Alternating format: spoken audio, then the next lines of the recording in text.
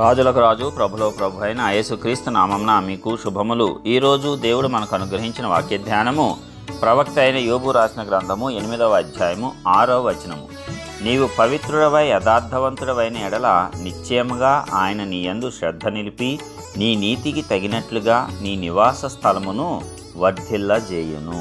ప్రియులారా, ఈ వాక్య ధ్యానాన్ని మనం పరిశీలించినప్పుడు నీవు పవిత్రుడవై యథార్థముగా ఉండిన ఎడల, దేవుడు మొదట మనలను యథార్థవంతులుగా ఉండమంటున్నాడు. యథార్థత ఎక్కడి నుంచి చూస్తాడు ఆయన? హృదయంలో, మన అంతరంగంలో, మన మనస్సులో, మన ఆలోచనలో, మన తలంపులో వాటిని చూస్తాడు. పైకి మనము చూపించేటువంటి వాటిని ఆయన లక్ష్యము పెట్టడు. నీ హృదయము ఆయనకి ఎంత సమీపంగా ఉన్నది? హృదయంలో ఆయనను ఎంత ఇష్టపడుతున్నావు?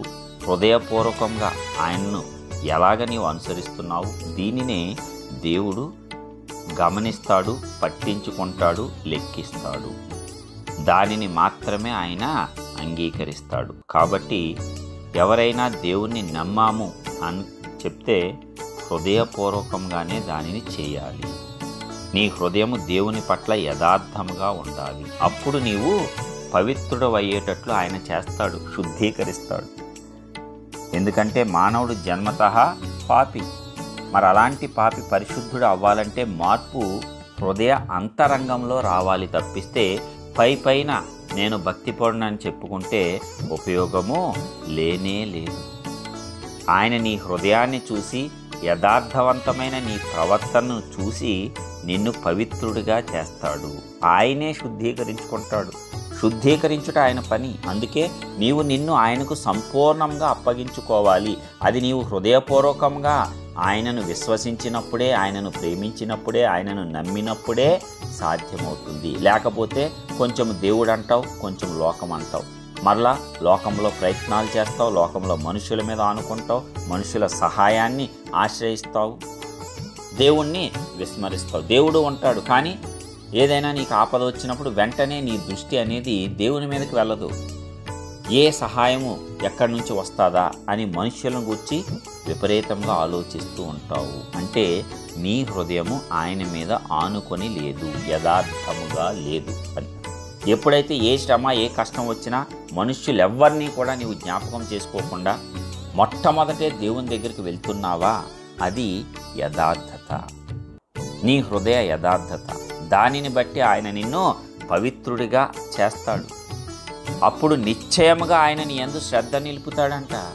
అది ఎందుకంటే నువ్వు ఆయనను తప్ప ఇంకా దేనిని ఆశ్రయించలేదు కాబట్టి ఆయనే పట్టించుకుంటాడు. అయ్యా, నీవే నాకు ఆధారము, నరులు కాదు నాకు ఆశ్రయము. వారి ధనము, వారి బలము, వారి అధికారము కాదు, వారి ఇన్ఫ్లుయెన్స్ కాదు, నీది మాత్రమే నాకు పనిచేయాలి.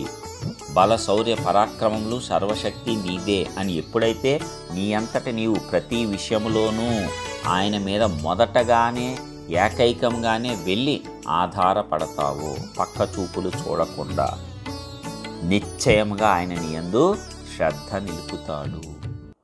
ఎందుకంటే శ్రద్ధ కలిగి ఆయన నీవు వెతికావు, హృదయపూర్వకంగా ఆయన్ను వెతికావు. కాబట్టి నీ నీతికి తగినట్లుగా నీ నివాస స్థలమును వర్ధిల్ల చేస్తాడు.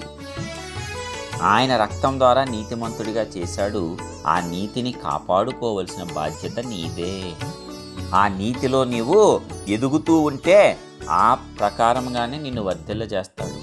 నీతిమంతుడిగా చేసి తర్వాత మరలా నీవు నీ ఇష్టానుసారం జీవిస్తూ పడిపోతూ ఉంటే నీ వర్ధిల్లుటలో కూడా పడిపోతావు. అది దేవుడు చెప్తున్నటువంటి మాట. కాబట్టి మనమందరము కూడా హృదయపూర్వకంగా, యథార్థంగా ఆయన అనుసరిస్తే మనలను ఆయన పవిత్రులుగా చేస్తాడు.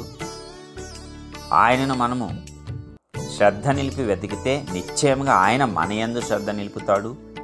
మనల్ని ఆయన రక్తం ద్వారా నీతిమంతుడిగా చేశాడు కాబట్టి ఆ నీతిని కాపాడుకుంటూ, ఆ నీతిని పెంచుకుంటూ ఉంటే దినదినము దానికి తగినట్లుగా నీ నివాస స్థలమును, అనగా నీ కుటుంబాన్ని, నీ ప్రాంతాన్ని వర్ధిల్ల చేస్తాడు. మరిన్ని గొప్ప మేలులు ఆ దేవాది దేవుల్లో ఉన్నాయి. మనము ఆ మేలులు పొందుకునేటట్లు సిద్ధపడి ముందుకు సాగుదాం. ప్రార్థించుకుందాం. మహోన్నతుడైన గొప్ప దేవ, ప్రియ పరలోకపు తండ్రి, మీ ఘనమైన శ్రేష్టమైన నామానికి వందనాలు చెల్లిస్తున్నాం.